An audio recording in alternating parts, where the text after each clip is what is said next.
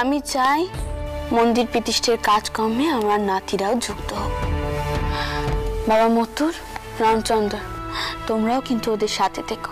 ওরা ছেলে মানুষ, ভুল চোখ ওরা করবে, তবে তাও আমি চাই ওরা এই কাজে যুক্ত হোক। বেশ তো মা, আপনি বলুন না কাকে কোন কাজের দায়িত্ব দেব। সে দায়িত্ব বরং তোমরাই ভাগ করে দাও বাবার। তবে শোনো, গ্রামে গ্রামে নোক পাঠাও নিমন্ত্রণ করার জন্য। দিদমা, এই কাজের ভারখানা আমি নিতে পারি? দারিকা, গ্রামে গ্রামে গিয়ে কিন্তু ঢেঁড়া পেটাতে হবে, গ্রামের মোড়লদের সাথে কথা বলতে হবে তাদের আশা নিয়ে। তুমি এসব পারবে তো? মথুর, দেখেছো দারিকা কাজ করার আগেই তুমি ওর কর্মদক্ষতা নিয়ে সন্দেহ প্রকাশ করছো। না না, তুমি আমার কথাটা শোনো না। দারিকা যেটা করতে চাইছে সেটা ওকে করতে দাও, না করলে কি করে শিখবে বলো তো? হ্যাঁ, বড় জামাই কিন্তু ঠিক কথাই করেছে মতুর।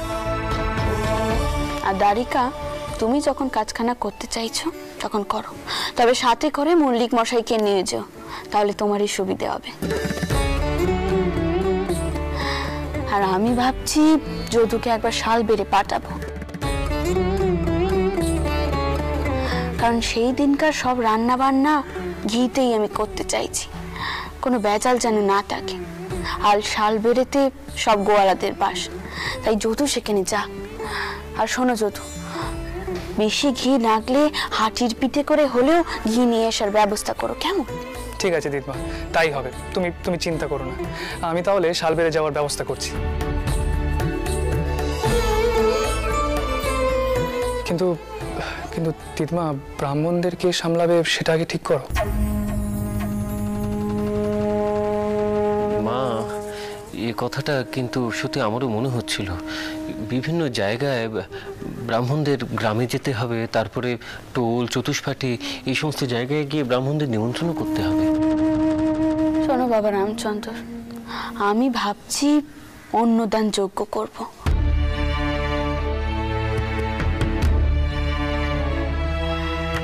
বাউনদেরকে সবার আগে অন্ন দিতে হয়, তাই আমি চাই সারা দেশ থেকে বাউনরা এখানে আসো।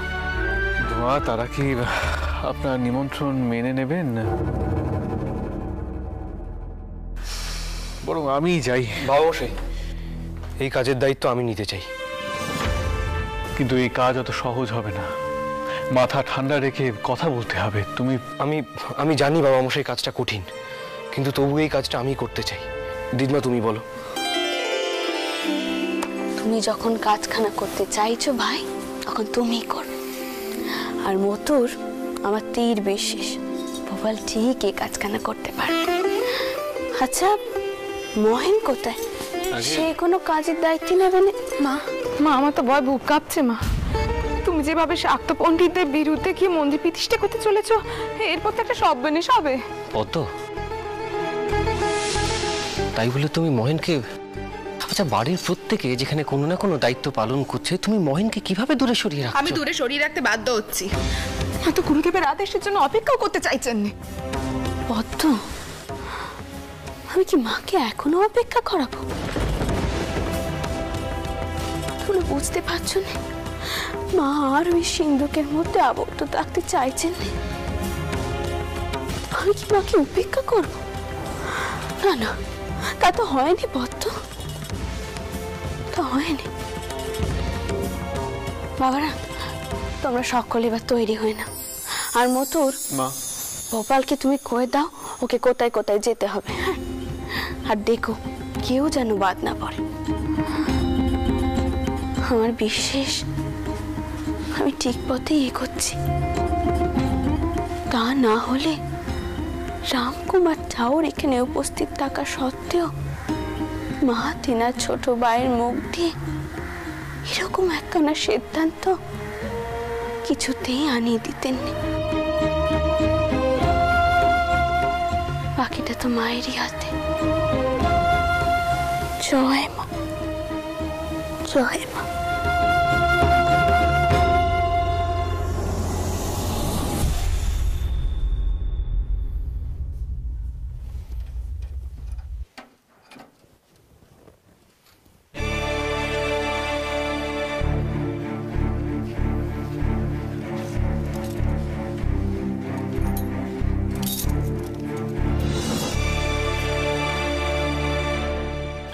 গুছিয়ে দেবো?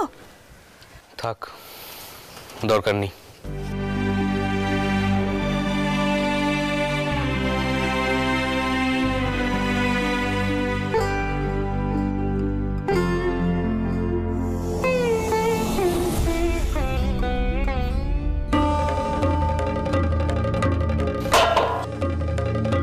এসব কি কি অর্থ এসবে? সর্বক্ষণ তো শুধু দমকই কাটছি আমি। কেন আমি লেখাপড়া করি না সেই কারণে। তাই আমি ভাবলুম এবার থেকে আর নাওয়া খাওয়া কোনো কিছুরই আর কোনো প্রয়োজন নেই। এবার থেকে দুজন মিলে সর্বক্ষণ শুধু লেখাপড়াই করব।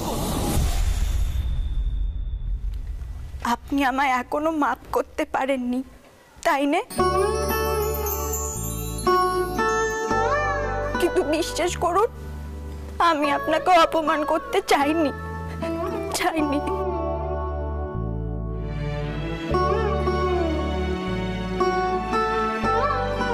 বেশ, আপনি যদি আমায় মাপ নাই করতে পারবেন তবে আমায় সাজা দিন।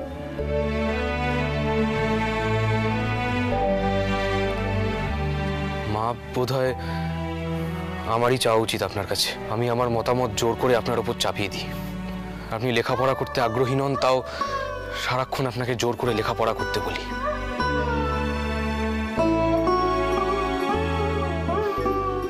এ আমার উচিত কাজ হয়নি। আমি আর কখনো আপনাকে লেখাপড়া করতে বলবো না। ভূপাল এখনো বৌমাকে স্ত্রী হিসেবে মেনে নিতে পারেনি। সে শুধু কর্তব্যই করে চলেছে। আমি বুঝি সবটাই, কিন্তু ভূপাল,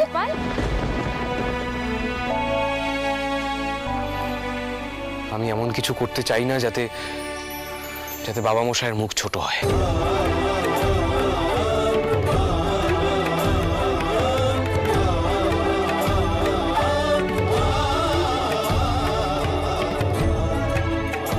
আমি কখনোই মেয়েদের ছোট বলে দেখি না। তাই যখনই দেখি তুমি জোর করে প্রসন্নকে নিজের যোগ্য করার জন্য পড়াশোনা করানোর চেষ্টা করছো, তখন আমার লজ্জা হয়।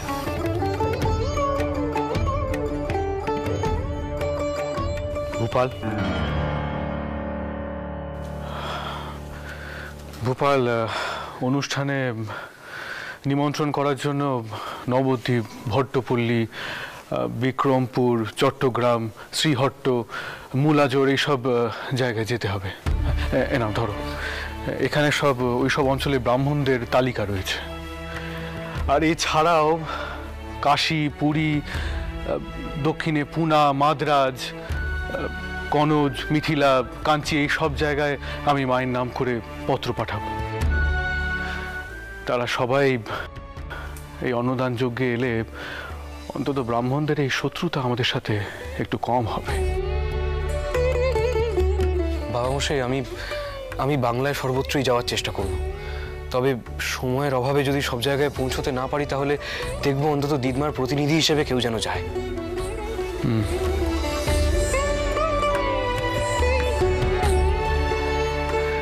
থাক থাক থাক, সাবধানে যেও আর মাথা ঠান্ডা রেখো। এই সময় যেন কোনো গোলমালের মধ্যে জড়িয়ে পড়ো না, কথাটা যেন মাথায় থাকে।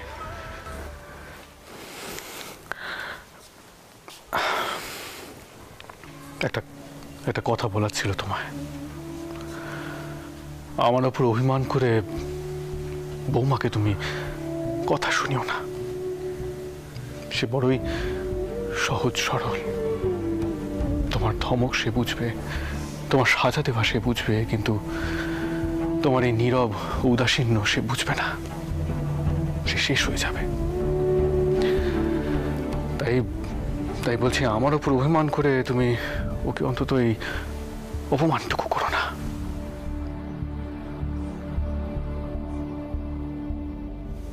তোমাদের আমি সুখী দেখতে চাই।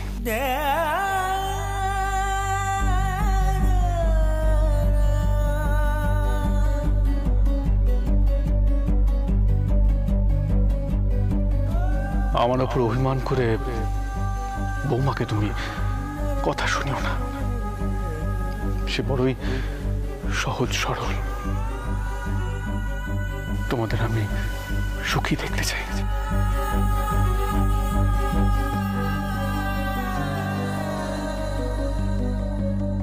খাবারের সঙ্গে জল আনিনি তো, তাই। কে কি আপনি কি করছেন? উঠুন উঠুন। আমি যদি সত্যি কোনো দোষ করে থাকি তবে আপনি আমার সাজা দিন, আপনার যত ইচ্ছে আপনি আমার সাজা দিন, তবে দয়া করে এমন ভাবে মুখ ফিরিয়ে নেবেন না। কি আশ্চর্য, আপনি আপনি এভাবে পায়ে পড়ছেন কেন? আচ্ছা ঠিক আছে, আপনার যদি এতই সাজা পাওয়ার শখ হয় তাহলে তাহলে আমি আপনাকে একখানা সাজা দেব। আপনি উঠুন, উঠুন বলছি।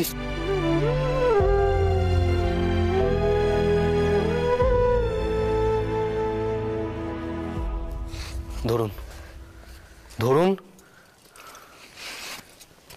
আমি যেন ফিরে এসে দেখি অ থেকে ও পর্যন্ত আপনার হাতের লেখা অভ্যেস করা হয়ে গেছে। কেমন? এতগুলো তো আমি পারবো। এটা কিন্তু শাস্তি দেওয়া হচ্ছে, শাস্তিতে আবার পারা না পারার কি আছে? আর আপনি তো নিজেই যেচে সাজাখানা পেতে চাইলেন, তাই না? আমি কিন্তু আর কোনো অজুহাত শুনতে চাই না, মনে থাকে যেন। কি নিষ্ঠুর মন, সাজা চেয়েছি বলে এত কঠিন সাজা কেউ দেয়?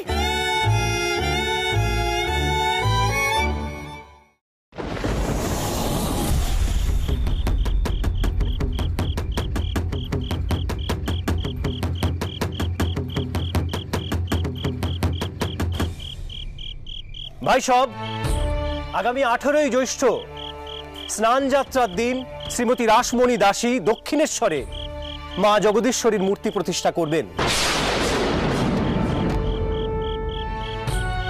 এবং ওই দিনই মন্দিরের শুভ দ্বার উদ্ঘাটন হবে। সেই উপলক্ষে আপনারা সঠিক সময়ে মন্দির প্রাঙ্গণে উপস্থিত থাকবেন এবং ওই দিন ওখানেই অন্নভোগ গ্রহণ করবেন।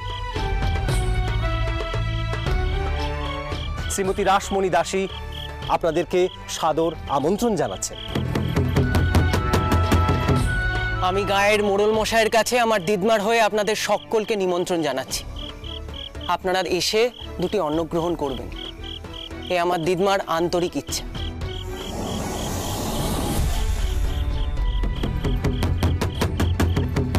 কথাখানা এক্ষুনি গুরুদেবকে জানানো উচিত। তো মহামায়া একদিন সেই চাষির ঘরে। প্রণাম গুরুদেব। গ্রামের মধ্যে এক্ষুনি ভেড়া শুনে এলাম, দক্ষিণেশ্বরের মন্দির স্নান যাত্রার দিনই প্রতিষ্ঠা হচ্ছে। কি বলছো কি তুমি? আজ্ঞে গুরুদেব। রানীমার এত বড় স্পর্ধা, উনি কি জানেন না আমি কে? শিবানন্দ ব্রহ্মচারীর বিধান লঙ্ঘন করে বৈষ্ণবদের পুণ্যতিথিতে শাক্ত মন্দির উদ্বোধন।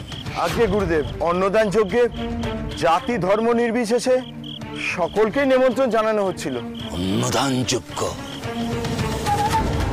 যজ্ঞদান তো কাউকে নিতে হবে। কে নেবে যজ্ঞদান? যজ্ঞই বা করবে কে? তারানাথ, এক্ষুনি সকলকে জানিয়ে দাও এই অন্নদান যজ্ঞ আমি মানছি না, এই প্রতিষ্ঠা আমি মানি না।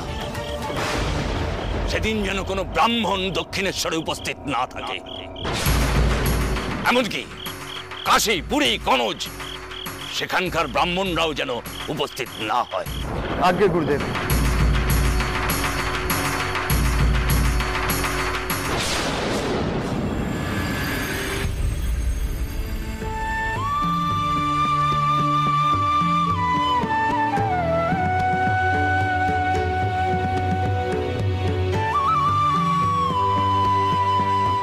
মাগো, আর মাত্র কয়েকটা দিনের অপেক্ষা, তারপরে আমি তোমার মূর্তি প্রতিষ্ঠা করব মা। তোমার এই দাসী তোমার আদেশ পালন করবে মা। আমি যেন এমন কাউকে খুঁজে পাই যেখানে তোমার প্রাণ প্রতিষ্ঠা করবে। আর আমার কিচ্ছুটি চাই না, কিচ্ছুটি না। দয়া করো, দয়া করো মা, তোমার পছন্দের পূজারীকে আমার সম্মুখে এনে দাও মা, সম্মুখে এনে দাও। এই আশীর্বাদটুকুই করো মা, এই আশীর্বাদটুকুই করো।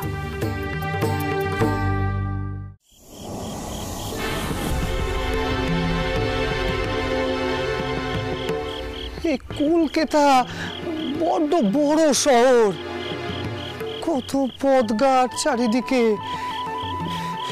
কোন পথ যে কোন পথে গিয়ে মিশেছে কিছুই বুঝতে পারিনি। আচ্ছা, দাদাকে আবার মল্লিক মশাই যানবাজারে নিয়ে গেল না তো? এখনো তো গড়ে ফিরল নে। গদাই, কে ডাকে আমাকে এখানে?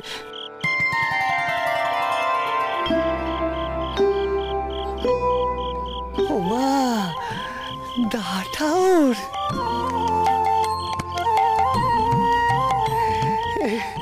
তুমি এদিক পানে? দেখো দেখি কান্ডি, ভাবছিলাম এদিকে তো আমি কাউকে চিনি নে, জানি নে, কার কাছে যাই, কোথায় গিয়ে দাদার খোঁজ করি। রঘুবীর, ঠিক একজন চেনা মানুষ জুটিয়ে দিলে গা, একজন চেনা মানুষ জুটিয়ে দিলে। থাক থাক বাবা, থাক, চিরজীবী হও বাবা। তা তুমি কেমন আছো বাবা গদাই? জানো বাবা, জানো বাবা, আমি না সব সময় তোমার কথাই ভাবি। এত বড় শহরে এত লোকের ভিড়ে আবার তোমার দেখা পাবো কিনা। তুমি বাবা এই পথে কেমন করে? তোমার দাদার কথা কি বিড়বিড় করছিলে? হ্যাঁ, আমার দাদা যজমানের বাড়িতে গেছেন, তার মাঝে জানবাজারের রানীমা আছেন নে, তার বাড়ির লোক। আমাদেরই দেশের ওদিকে তেনার আদি নিবাস রামধন মল্লিক মশাই, তিনি ছিলেন দাদার কাছ থেকে বিদেন নিতে। তা ভাবছিলাম তিনি আবার দাদাকে নিয়ে ওই জানবাজারে গেলেন কিনা। তোমার দাদা জানবাজারের রানীমার মন্দিরের সঙ্গে যুক্ত নাকি? হ্যাঁ গা দাঠাউর, কেন? না মানে ওই মন্দির নিয়ে ভারী গোল হচ্ছে, ব্রাহ্মণরা বাধা দিচ্ছেন। শিবানন্দ ব্রহ্মচারী মন্দির প্রতিষ্ঠায় আপত্তি জানিয়েছেন। না বাবা গদাই, তুমি বাবা তোমার দাদাকে ওসবের মধ্যে যেতে দিও না। সে কি গো, এ কি কথা বলছো গো দাঠাউর? দাদা তো প্রায় যোগাযোগ রাখে সেখানে। এ তো ভারী বিপদ দাঠাউর, এ তো ভারী বিপদ। আমি নয় কাম খেয়ালি মানুষ, কিন্তু দাদা তো তেমনটা নয়। তাহলে সে কেন সেখানে যায়? ও দাঠাউর, দাঠাউর, তুমি কি ওই জানবাজারের রানীমা ওনার বাড়িটা কোন দিকে সেটা জানো? সেখানে গিয়ে না হয়। সে বাড়ি তো সবাই চেনে বাবা, এই তো এই পথ দিয়ে তো সেখানে যেতে হয়। কিন্তু তুমি সেখানে যেতে পারবে না বাবা। কেন গা? ও বাড়িতে ঢোকাও তো সোজা নয়। তার চেয়ে বরং এক কাজ করো, চলো আমরা দুজনে ওই গাছের তলায় গিয়ে বসি। তোমার দাদা যদি ভেতরে গিয়ে থাকেন তাহলে তো তিনি এ পথ দিয়েই ফিরবেন। আর ততক্ষণ বরং তুমি আমাকে ওই গানখানা শোনাও, ওই গানখানা নৌকোয় যেটা তুমি গেয়েছিলে, সারাক্ষণ আমার কানে বাজে ওই গান। আহা, শোনাবে বাবা? হ্যাঁ হ্যাঁ, নিশ্চয়ই নিশ্চয়ই শোনাবো। তুমি গান শুনতে চেয়েছো, আমি শোনাবো নে।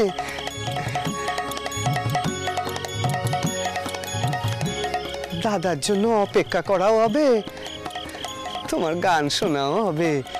শোনাবো গো, চলো চলো।